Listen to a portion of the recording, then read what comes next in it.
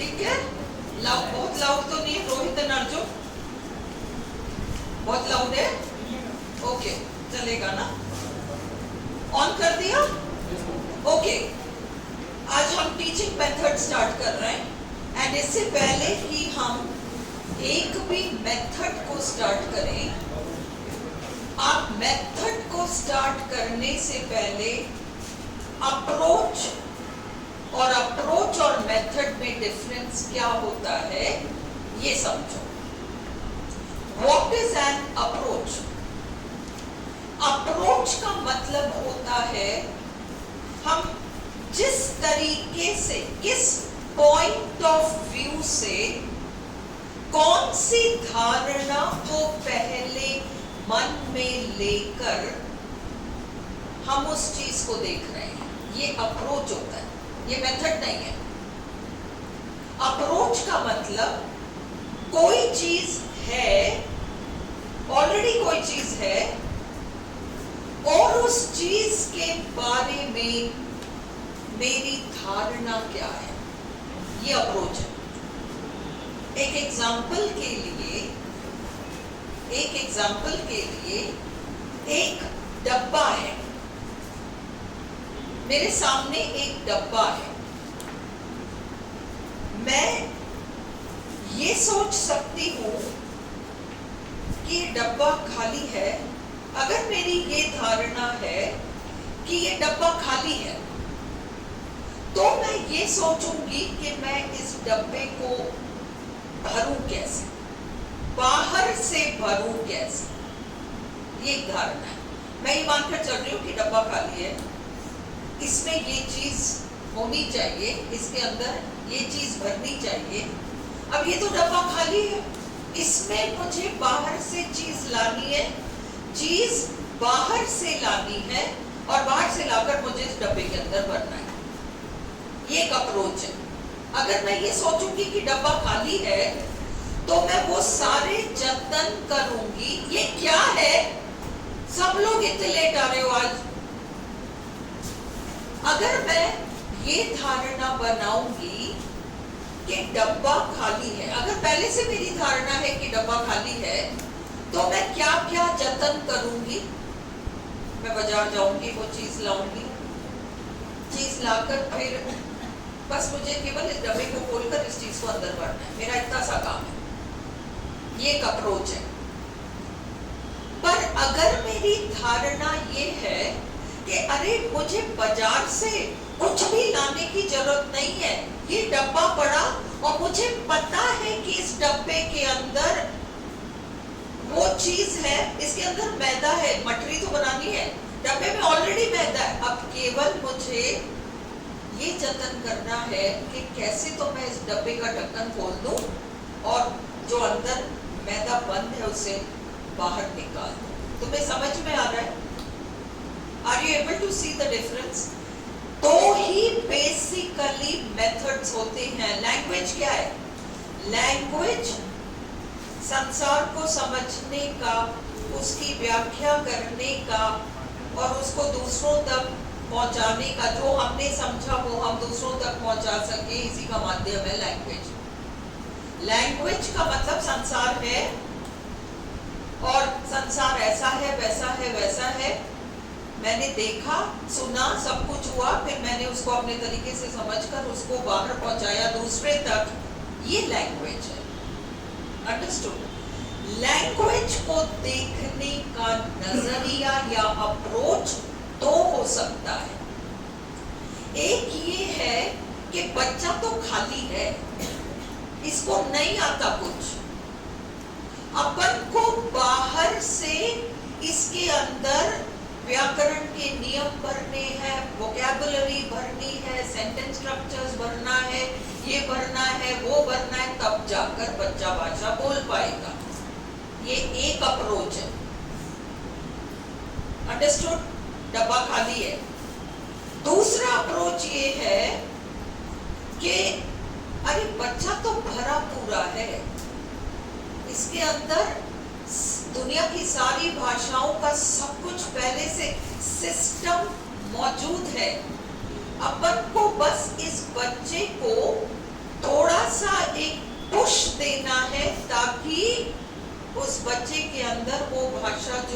दबी डब्बा को इधर से ठोका, उधर से ठोका, थोड़ा यूं ठोका, ढक्कन खुल गया, बाहर सामान निकल गया, सामग्री बाहर निकल गई। ये भाषा का दूसरा अप्रोच है, ये सेकंड अप्रोच है। Is this clear? There are only two major approaches. अब लैंग्वेज के संदर्भ में इन दो अप्रोचेस से संबंधित कई अप्रोचेस हो सकते हैं। माना एक व्यक्ति कहता है कि माना कि बच्चे के अंदर सब कुछ पहले से भरा पड़ा है, पर हमें तो अब इसके अंदर से भाषा निकालनी है। चलो मान लिया कि बच्चा भरा पूरा है, लैंग्वेज का सब कुछ उसके अंदर भरा है, पर अपन उस लैंग्वेज को इसके मुंह से निकाले कैसे? अब वो कुछ और तरीके की चीजें सोचेंगे। वो सोचेंगे कि ना क्लासरूम सही होना चाहिए, क्लासरूम का माहौल सही होना चाहिए। कुछ लोग सोच सकते हैं क्लासरूम का माहौल सही होना चाहिए, टीचर का एटीट्यूड सही होना चाहिए, टीचर स्टूडेंट का रिलेशनशिप सही होना चाहिए, स्टूडेंट को पूछने में हिचक नहीं होनी चाहिए। ये है। दूसरा कोई कुछ और सोचता है। वो सोचता है हाँ ये सब तो ठीक है, ये होता होगा, पर मेन चीज है कि हम इन सब को छोड़ दें। हम ये सब छोड़ दें कि ये लिखेगा कैसे, ये उसको यू राइट कैसे करेगा। पहले तो इसको केवल सुनना सुनना सुनना सिखा दो, और सुनना सुनना सुनना सीखेगा तो अपने आप ही एक दिन बोल पड़ेगा। ये भी एक अप्रोच है। और एक अन्य अप्रोच हो सकता है कि देखो ये सुनना और ये जो है ना, सुनना और बोलना ये बात की बात है, इसको तो मोटा मोटा बिल्डिंग ब्लॉक दे दो, एक स्ट्रक्चर पकड़ा दो, इसको एक स्ट्रक्चर पकड़ा दो। इसको कहो कि the dog is big, structure पकड़ा दो इसको, और फिर इसको रेपिटेशन कराओ, प्रैक्टिस कराओ कि देख जैसे द डॉग इज बिग, वैसे तू कह सकता है ना द कैट इज क्यूट, तो कह सकता है ना the girl is sweet, the boy is clever, बना सकता है ना। तो बस इस स्ट्रक्चर को ले ले और इस स्ट्रक्चर पर तू सेंटेंसेस बना, ये सेंटेंस स्ट्रक्चर ले और इसके ऊपर तू अन्य सेंटेंसेस बना। तो बच्चा फिर ऐसे सीखता है। फर्स्ट लर्निंग उसकी इस तरीके से हो जाती है कि मैंने तुम्हें स्ट्रक्चर दिया और तुमने उस स्ट्रक्चर को, एक सेंटेंस दिया है मैंने तुम्हें एक स्ट्रक्चर के नाम पर, और मैंने तुमसे कहा कि तुम इसके बेसिस पे 10-20 सेंटेंसेस बनाओ। फिर तुमने 10-20 बनाए, फिर उसके अंदर और इम्प्रूवमेंट किया जा सकता है। Very sweet, very cute, cuter, sweeter, पहले एक बेसिक स्ट्रक्चर, फिर उसके ऊपर एक दूसरा स्ट्रक्चर, फिर तीसरा स्ट्रक्चर, फिर 10वां स्ट्रक्चर, फिर 20वां स्ट्रक्चर, ऐसे करते करते करते स्ट्रक्चर स्ट्रक्चर स्ट्रक्चर में उसको लैंग्वेज आ जाएगा। ये भी एक अप्रोच है। इस तरीके से लैंग्वेज के प्रति, लैंग्वेज क्या चीज है, क्या लैंग्वेज बाहर से भरी जाने वाली चीज है, या क्या लैंग्वेज ऑलरेडी स्टूडेंट या बच्चे के अंदर भरा पड़ा है और टीचर का केवल इतना सा काम है कि जो अंदर है उसको वो बाहर निकाल सके। ये मोटा मोटा है, और इसके अंदर फिर हम 4 अन्य अप्रोचेस देखेंगे। Is this clear? अब अप्रोच 4 हैं, सपोज हम कहें कि अप्रोच 4 हैं, तो उन 4 मोटे मोटे अप्रोच के अंदर मेथड्स बहुत सारे हो सकते हैं। देखो ये तो अप्रोच है कि डब्बा भरा पड़ा है और इसको खोलना है, ये तो अप्रोच है। डब्बा भरा है, डब्बे को खोलना है, बस ये अप्रोच है। कैसे खोलना है इसके तो तरीके कई हो सकते हैं ना। तुम कहोगे साइड से ठोको, कोई कहेगा इसको उठा के ढक्कन को पट्टी पे ठोको, खुल जाएगा। मेथड्स तो बहुत अलग अलग हो सकते हैं। जो भी मेथड होगा वो सब एक अप्रोच से तालमेल रखेगा। पहली चीज अप्रोच है, उस अप्रोच से रिलेटेड मेथड होगा। फिर जब मेथड है, चलो ठीक है, अपन को तो इसको साइड से ठोकना है, फिर साइड से ठोकना है, मेथड। फर्स्ट थिंग अप्रोच, चीज भरी हुई है, अपन को केवल इसको खोलना है, अप्रोच। मेथड, इसको ठोकना पड़ेगा, ठोक के खुलेगा ये मेथड। अब कैसे ठोकें, टेक्निक। इसको साइड से ठोके तो खुलेगा, ये तो तय रहा कि ठोकना है, वो तो आपका मेथड हो गया। अब कैसे ठोकेंगे वो आपका टेक्निक हो गया। तो कैसे ठोकेंगे, वही कैसे ठोकेंगे वो अगर टेक्निक होगा तो क्या करोगे? कोई कहेगा इसको साइड से ठोको, कोई कहेगा इसको ना साइड से पकड़ के पट्टी पे इसके ढक्कन को ठोको, खुल जाएगा। ये टेक्निक्स है। Now do you understand the difference between approach, method and technique? Classroom में जिस तरीके से सिखाया जाता है वो सारा आपका टेक्निक है, वो आपका इम्प्लीमेंटेशनल है। इम्प्लीमेंटेशनल का मतलब किसी मेथड को, किस टेक्निक को एम्प्लॉय करके उस मेथड को हम पूरा करते हैं, ये आपका टेक्निक है, इम्प्लीमेंटेशनल। आपका मेथड प्रोसीजरल है। प्रोसीजर का मतलब पहले ऐसे करो, फिर ऐसे करो, फिर ऐसे करो, फिर ऐसे करो, बस ये 4-6 चीजें कर लो, ये आपका मेथड है। अप्रोच है कि आपका नजरिया, पहली बात, उस लैंग्वेज को लेकर क्या है, लैंग्वेज के अंदर भरा हुआ है या लैंग्वेज नहीं है। हमको साइकोलॉजिकल तरीके से बच्चे को टैकल करना है या साइकोलॉजी जाए एक तरफ, अपन को तो कैसे भी इसको बुलवाना है, फंक्शनल बुलवाना है, he has to speak functional, या फिर इसको एक स्ट्रक्चर पकड़ा दो और कहे कि तू बना भी स्ट्रक्चर्स, स्ट्रक्चरल, या फिर थोड़ा बहुत इसको बाहर से दे दो, बाकी अपने आप ही समझेगा अपने अंदर से और ये बाहर निकाल लेगा। कॉग्निटिव। 4 मेजर अप्रोचेस हैं। मोटा अप्रोच 2 है, उसमें केवल इतना सा है कि बच्चे के अंदर भाषा बाहर से बढ़ना है। दूसरा अप्रोच, ऑलरेडी बच्चे के अंदर भाषा बढ़ा है, उसको बाहर निकालना है। ये 2 मोटे अप्रोचेस हैं। इन 2 मोटे अप्रोचेस से संबंधित, मतलब संसार को देखने का, लाइफ को देखने का ही ये 2 तरीका है, 2 नजरिया है।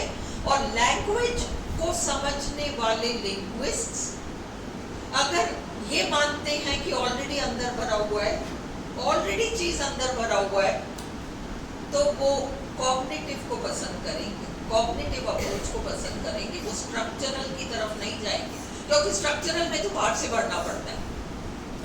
कॉग्निटिव का मतलब हल्का सा एक बटन दबाओ, थोड़ा बटन दबाते रहो, अंदर से निकल जाएगा। थोड़ा ठोको, निकल जाएगा। मैं जो तुम लोग को कहती थी ना, 90 डेज तक तुम ये करो, तुम्हारे अंदर भरा पड़ा है, बाहर निकल जाएगा, वो यही है कॉग्निटिव। अंडरस्टूड? अपने आप ही it will come out. Structural वाले कहेंगे नहीं, बाहर से इनको सिखाओ, इनको कम से कम 142, 147, 272।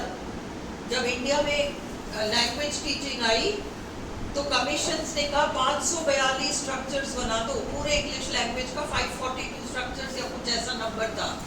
और उन्होंने तय किया कि प्राइमरी वाइमरी को तो छोड़ो, इनमें तो कुछ नहीं आने वाला, इनको क्या करो, मिडिल स्कूल में भी छोड़ दो, और मिडिल स्कूल के बाद क्या करो, स्ट्रक्चर नंबर 1 से स्ट्रक्चर नंबर इतने तक इनको स्कूल में पढ़ा दो। फिर सीनियर स्कूल 11th 12th में स्ट्रक्चर नंबर इतने से से इतने तक पढ़ा दो, बस इतनी अंग्रेजी आ गई तो ये तो काम चल जाएगा। और जिनको कॉलेज जाना है उनको वहां से वहां तक पढ़ा दो, बस हो गया लैंग्वेज, आ गई इंग्लिश। 542 जाने 572 कुछ स्ट्रक्चर स्कूल में, यहाँ से यहाँ तक, इतनी क्लास से इतनी क्लास तक इतने स्ट्रक्चर, फिर इतनी क्लास से इतनी क्लास तक उतने स्ट्रक्चर। और फिर बच्चे को अगर स्कूल के बाद पढ़ना नहीं तो क्या करना है, जाने दो, कॉलेज में मत होने दो। और जिसको कॉलेज में भी भाषा पढ़नी है उसको वहां से लेके वहां तक फिर बाकी स्ट्रक्चर्स पढ़वाना। Is this clear? तो स्ट्रक्चरल वाले सेंटेंस को अपना प्राइमरी यूनिट बनाएंगे। स्ट्रक्चरल वाले सेंटेंस को अपना प्राइमरी यूनिट बनाएंगे। वो क्लास में स्ट्रक्चर देंगे और बच्चे से उम्मीद करेंगे कि तुम इस स्ट्रक्चर को कॉपी करके कैसे तुम अन्य सेंटेंस बना सकते हो। मैंने पूरा एक एक्सरसाइज बनाया है, अभी तक आपको मिला नहीं है, कल रात को मैंने लिखा था, जिसमें आई हैव डिस्क्राइब फुल्ली कि एक ग्रामर ट्रांसलेशन मेथड का क्लास कैसा रहेगा, टीचर क्या पढ़ा रहा है, स्टूडेंट क्या समझ रहा है, डाउट्स कैसे पूछे जाते हैं, टीचर कैसे उसको समझाता है, फिर क्वेश्चन आंसर मेथड क्या रहता है, फिर उसको टीचर कैसे समझाएगा, और फिर फर्दर उसमें ग्रामर एक्सरसाइजेस कैसे होते हैं और उन्हें कैसे पूरे किए जाते हैं। तुम उसको इसलिए क्लास में करो क्योंकि जो ये ग्रामर ट्रांसलेशन मेथड है, हालांकि आज बहुत ज़्यादा यूज में नहीं है, पर ये ओल्डेस्ट मेथड है, और क्योंकि ये ओल्डेस्ट मेथड है तो इसलिए कहीं कहीं इसका यूज भी है, और आरपीएससी ने इसके ऊपर जितने क्वेश्चन संभव थे सब पूछ लिए, मतलब डायरेक्ट जो क्वेश्चंस थे सारे इन्होंने पूछ लिए। अब जो कंसेप्चुअल क्वेश्चंस हैं वो तो आ ही सकते हैं, इसलिए अगर आप उस एक्सरसाइज को देख लोगे, 15 मिनट लगेगा उसको देखने में, तो तुम्हें बिल्कुल क्लियर हो जाएगा। तुम्हें लर्न कुछ भी नहीं करना है, तुम्हें कुछ लर्न नहीं करना है, तुम्हें केवल समझना है। अब is this much clear to you? अब नेक्स्ट थिंग क्लियर है सबको? अब नेक्स्ट पॉइंट, तुमने अभी तक ये समझा है कि संसार को ही, लाइफ को ही समझने के दो तरीके हैं। एक है कि चीजें बाहर से सीखी जाती हैं, और दूसरा बच्चा पूरा सीखा सिखाया पैदा होता है और उसके अंदर जो चीजें हैं उसको बस बाहर निकलने का काम लाइफ में होता है। ये दो मोटे अप्रोचेस। इन अप्रोचेस से संबंधित अब हम, लाइफ तो बहुत बड़ी चीज है, लाइफ बहुत बड़ी चीज है, पर लाइफ में हर जगह तुम्हें धंधा करना है तो तुम्हें लैंग्वेज की जरूरत है, तुम्हें किसी के साथ रिश्ता जोड़ना है तो तुम्हें लैंग्वेज की जरूरत है, तुम्हें किसी को डांट फटकार लगाकर अंत में उसकी गर्दन काटनी है तो तुम्हें लैंग्वेज की जरूरत है। ऐसी कौन सी जगह है जहां लैंग्वेज काम में नहीं आता? और इसलिए केवल लैंग्वेज लर्निंग एंड टीचिंग के संदर्भ में हम 4 अप्रोचेस को देखते हैं। पहला है स्ट्रक्चरल अप्रोच, सेकंड है कॉग्निटिव अप्रोच, तीसरा है साइकोलॉजिकल अप्रोच, और चौथा है आपका फंक्शनल या communicative approach. Is this clear? इतना सा क्लियर है? अब मैं आपको जस्ट एक शीट दे रही हूँ, 2 शीट्स दे रही हूँ, मैं इसको समझाऊंगी और फिर डालो तुम इसको पीछे पास करो, नैनाज को दे दो या निकी को दे दो, गिव समबडी। तो इसके 2 पिक्स लेके और तुम इसको डाल दो। उससे पहले जस्ट टेक दिस ऑल्सो, तीसरा इसको भी। इतना क्लियर हो गया? अब हम नेक्स्ट पर चलते हैं। नेक्स्ट में सीधा सीधा लैंग्वेज को व्याकरण से जोड़ा जाता है। लैंग्वेज में 2 चीजें होती हैं, लैंग्वेज में दो चीजें होती हैं, vocabulary plus syntax. Vocabulary plus syntax is equal to language. Vocabulary plus syntax is equal to language. क्या मतलब हुआ इसका? वोकैब्युलरी का मतलब शब्द, सिंटैक्स का मतलब उन शब्दों का क्रम। वोकैब्युलरी का मतलब शब्द और सिंटैक्स का मतलब शब्दों का क्रम। अब तुम इस बात को देखो, मैं एक सेंटेंस बना रही हूं, the cat is on the mat. 6 शब्द हैं, कॉपी में लिखो। तुम्हें कुछ भी रटने की जरूरत नहीं पड़ेगी, तुम्हें समझ में आ जाएगा तो मेथड्स से हो जाएंगे। The cat is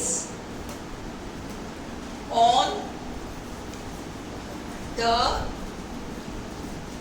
mat. ठीक है, अगला लाइन लिखो, the mat is on the cat. The mat is on the cat। 2 sentences लिखे तुमने। पहले सेंटेंस का स्ट्रक्चर देखो। पहले सेंटेंस का स्ट्रक्चर है नाउन द कैट, है ना? फिर है इज वर्ब, ऑन कहां, सब्जेक्ट वर्ब प्लेस। यही है स्ट्रक्चर।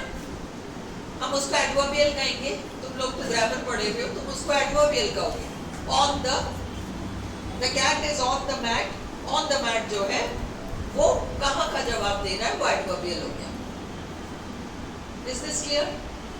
दूसरा सेंटेंस देखो, स्ट्रक्चर बिल्कुल परफेक्ट है। अरे सबको आज ही याद आऊंगी मैं।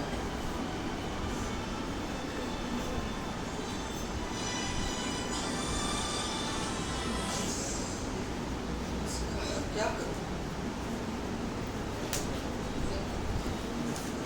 तुम दूसरे सेंटेंस का अगर स्ट्रक्चर देखोगे तो स्ट्रक्चर तो सेम है, वही नाउन है, वही वर्ब है और वही कहां का जवाब देने वाला एलिमेंट है। ऊपर वाले सेंटेंस में बिल्ली चटाई पर है, वो तो सेंसिबल सेंटेंस है, बिल्ली चटाई पर है। दूसरे वाले सेंटेंस में चटाई बिल्ली पर है। स्ट्रक्चर तो करेक्ट है, स्ट्रक्चर तो बिल्कुल वो है जो ऊपर वाला, पर मीनिंग डिस्टर्ब हो गया। मीनिंग डिस्टर्ब हो गया। चटाई बिल्ली पर है, अब तुम उल्टे सीधे तर्क तो वो नहीं। चटाई बिल्ली पर है, बिल्ली चटाई पर हो, ये तो समझ में आती है। चटाई बिल्ली पर है, मीनिंग तो सही नहीं है। पर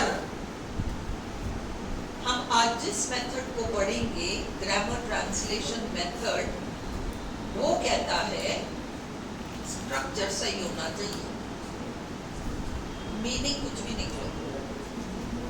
इज दिस क्लियर? स्ट्रक्चर सही होना चाहिए, मीनिंग कुछ भी नहीं चाहिए। बच्चे को स्ट्रक्चर कॉपी करना आना चाहिए। सेंटेंस दे दो बच्चे को, सेंटेंस दे दो बच्चे को और कह दो कॉपी कर। इसको एक रूल दे दो, इसको ग्रामर का एक रूल दे दो। रूल ये है कि संज्ञा आएगा, संज्ञा के पीछे क्रिया आएगा और क्रिया के पीछे फिर वो कहां का जवाब देने वाला कुछ आएगा। ये दे दो उनको, S + B + A दे दो, ग्रामर का रूल बता दो। और एक एक एग्जाम्पल सेंटेंस बना के पकड़ा दो, the cat is on the mat. अब वो बनाते नहीं, भले ही वो बनाए the mat is on the cat, उससे फर्क नहीं पड़ता, स्ट्रक्चर तो सही है ना। Is this clear? एक चीज लिखो, नेक्स्ट लिखो, language is equal to, language is equal to form and content, form and content, form and content. Language is equal to form and content. Is this clear? क्या होता है form और क्या होता है कंटेंट? ओके, अब तुम्हारी बर्थडे है और तुम्हें इतना बड़ा गिफ्ट दिया जाता है, शानदार पैकिंग, पर पैकिंग देख के मजा आ गया, शानदार पैकिंग, उसे खोला, तन क्या निकला, बेकार सा कुछ निकला। जो पैकेजिंग है वो फॉर्म है, वो स्ट्रक्चर है, जो कंटेंट है, the mat is on the cat, वो कंटेंट है। स्ट्रक्चर तो है S+B+A, वो है फॉर्म। कंटेंट है क्या मीनिंग निकल रहा है, अंदर क्या चीज निकल रही है। स्ट्रक्चर तो पैकेजिंग वाला डब्बा है, उसमें बन गया the cat is on the mat तो बहुत बढ़िया काम हो गया, और अगर उसमें बन गया the mat is on the cat तो भी बहुत बढ़िया काम हो गया, क्योंकि स्ट्रक्चर तो परफेक्ट है। पर कहीं कंटेंट तो डिस्टर्ब हो रहा है ना, मीनिंग तो डिस्टर्ब हो रहा है, कंटेंट तो डिस्टर्ब हो रहा है। फॉर्म करेक्ट है, कंटेंट डिस्टर्ब हो गया, स्ट्रक्चर करेक्ट है, मीनिंग डिस्टर्ब हो गया। आपका जीटी मेथड कहेगा होने दो डिस्टर्ब, चलने दो डिस्टर्बेंस। स्ट्रक्चर, फॉर्म, तो इसलिए जब फीचर्स हम पढ़ेंगे जीटी मेथड के, तो वो क्या क्या करेगा, स्ट्रक्चर को इंपॉर्टेंस देगा, मीनिंग को नहीं, फॉर्म को इंपॉर्टेंस देगा, कंटेंट को नहीं। Is this clear?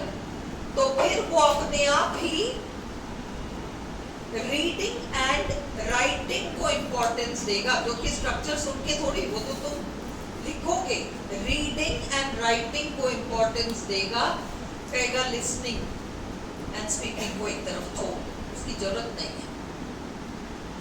Is this clear? वह ग्रामर को डिडक्टिवली पढ़ाएगा।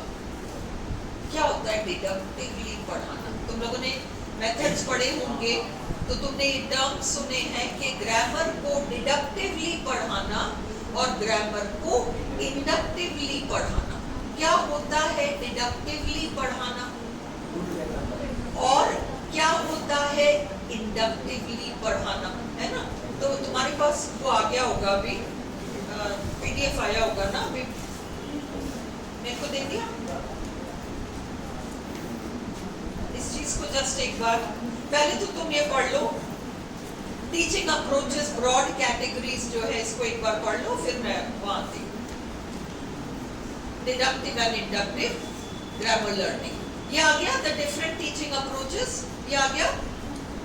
हाँ, लो, teaching approaches broad categories, the different teaching approaches can be classified into 4 theoretical orientations. Orientations का मतलब वही धारणा है, mindset.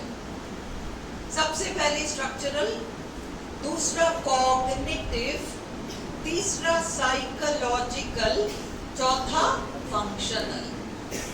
Structural, language can be reduced, मतलब भाषा को हम reduce का मतलब, अभी ये कमरा एक, ये बिल्डिंग है है ना।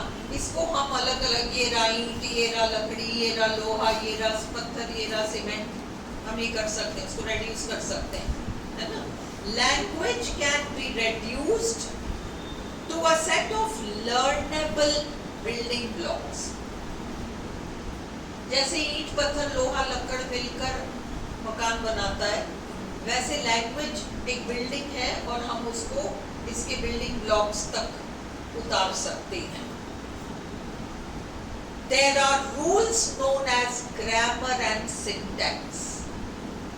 Grammar and syntax that cover, syntax का मतलब, listen, syntax 3 शब्द समझो, grammar, syntax, semantics।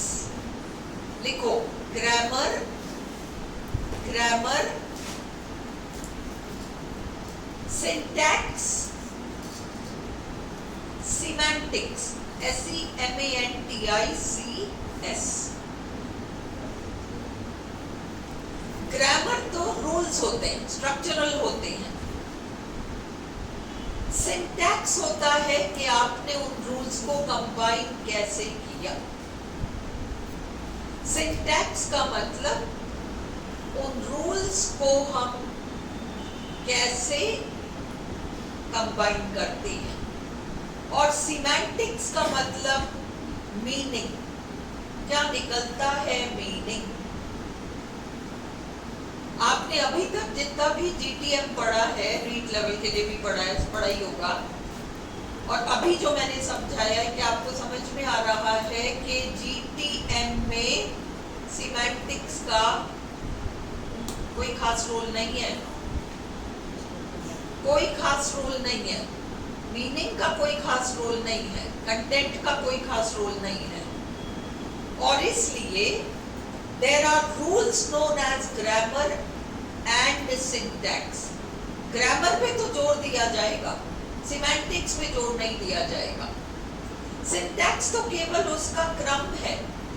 अगर सिंटैक्स करेक्ट होगा, देखो अभी अपन ने 2 सेंटेंस समझा, द कैट इज, जल्दी मत बचाओ ग्रामर ट्रांसलेशन मेथड तक जाने को, आज ही हम करेंगे, पहले बेसिक समझ लो ताकि घर जाके याद ना करना पड़े।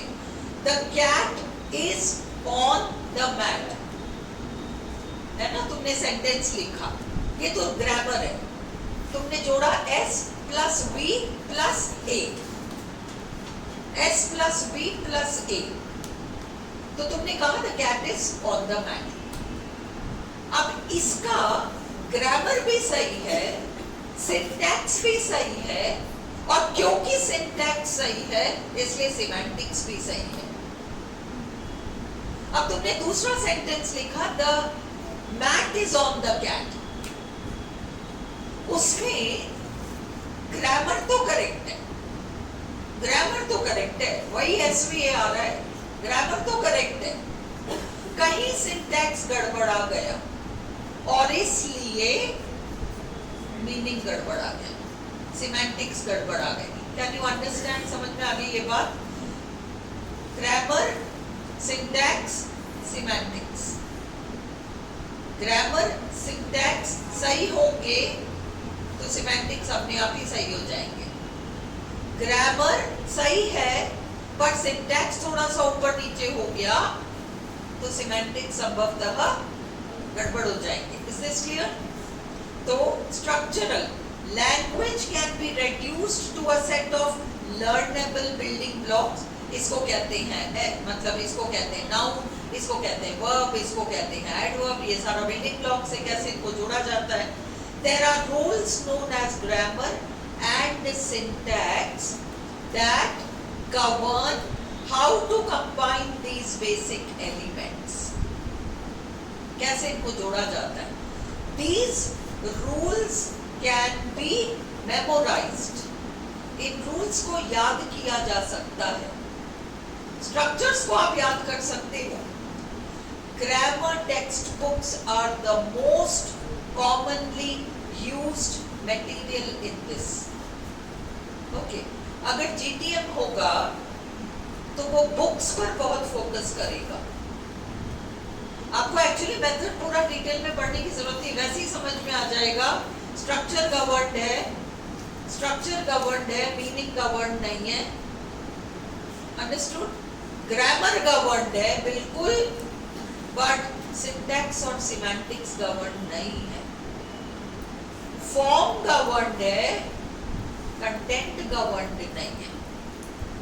टेक्स्ट बुक्स गवर्नड है, इसलिए रीडिंग राइटिंग पर जोर देगा, इसका मतलब वो बाकी चीजों पर जोर नहीं देने वाला।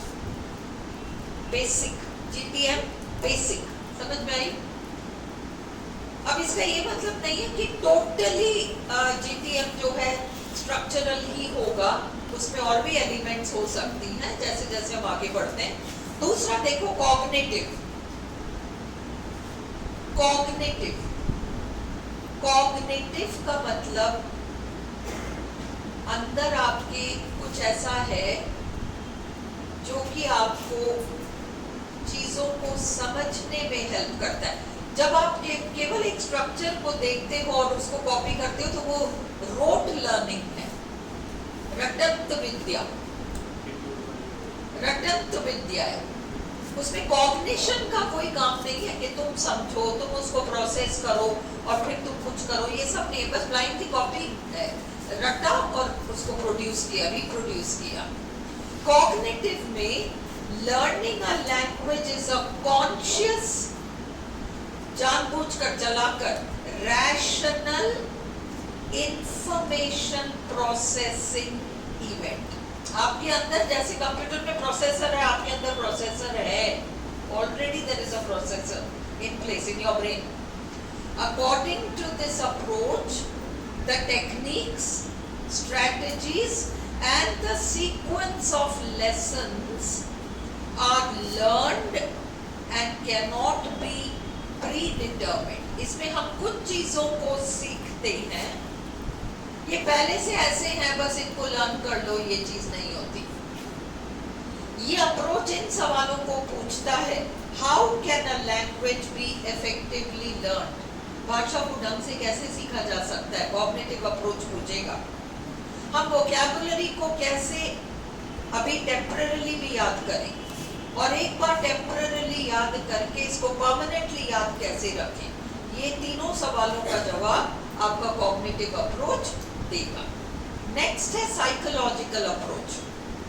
Here language is seen through issues like, language को अप्रोच किया जाता है इस माइंडसेट के साथ, learner motivation and predisposition.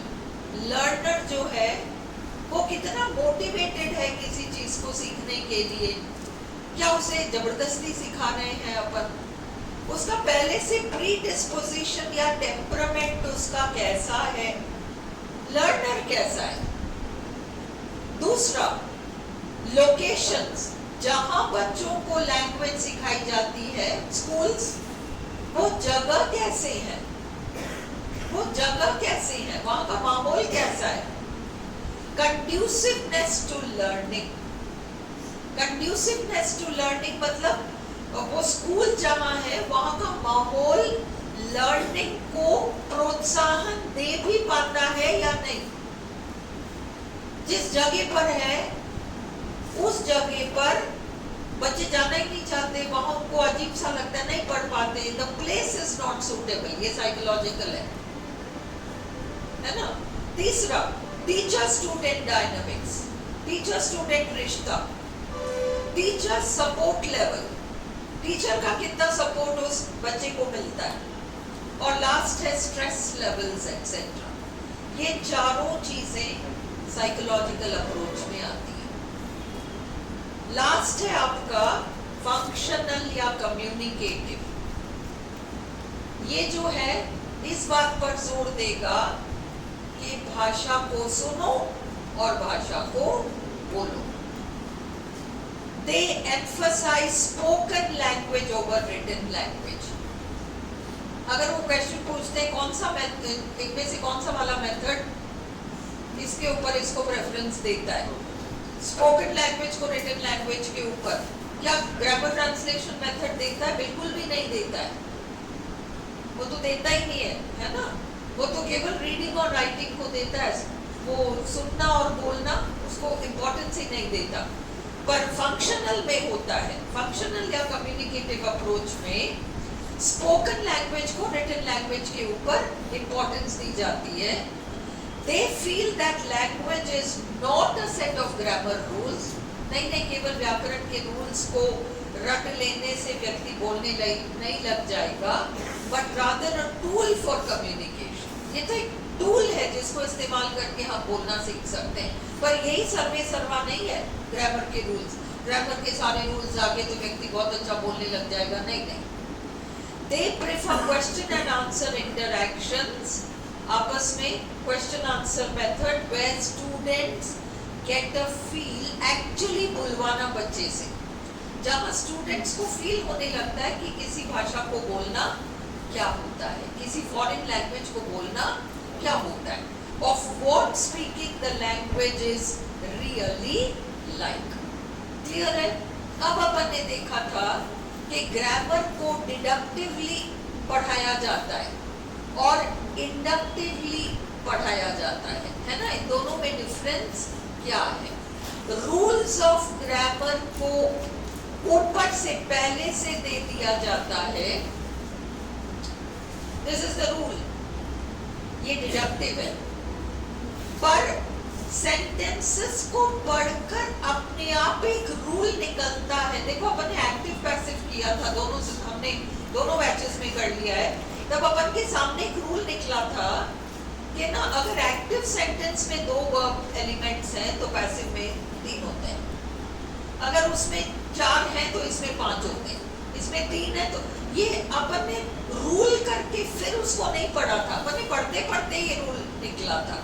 This is inductive, this is inductive and deductive में पहले ये रूल दे दिया जाता है, फिर उसके एग्जांपल्स आपको प्रोवाइड किए जाते हैं, that is deductive. Deductive general से एक जनरल रूल दे दिया जाता है, फिर स्पेसिफिक। डिडक्टिव जनरल से स्पेसिफिक की तरफ जाता है, इंडक्टिव स्पेसिफिक से जनरल की तरफ जाता है। Is this also clear? In the deductive approach, the learners are given a general rule which is then applied to specific language examples, उदाहरण वाक्य, and strengthened through practice exercises. फिर बच्चा उसको प्रैक्टिस करके उस रूल को मजबूत करता है, रूल को मजबूत करता है, बोलना मजबूत नहीं करता, ग्रामर के रूल को मजबूत करता है। ये जो अंडरलाइन किया है ये तुम्हें you should know, it starts with the presentation of a rule and is followed by examples in which the rule is applied, है ना। तो पहले तो आपको एक रूल दिया जाता है और फिर उस रूल के एग्जांपल्स दिए जाते हैं और फिर स्टूडेंट से प्रैक्टिस करवाया जाता है उस रूल को अन्य एग्जांपल्स के माध्यम से। In the inductive approach, the learners detect or notice patterns.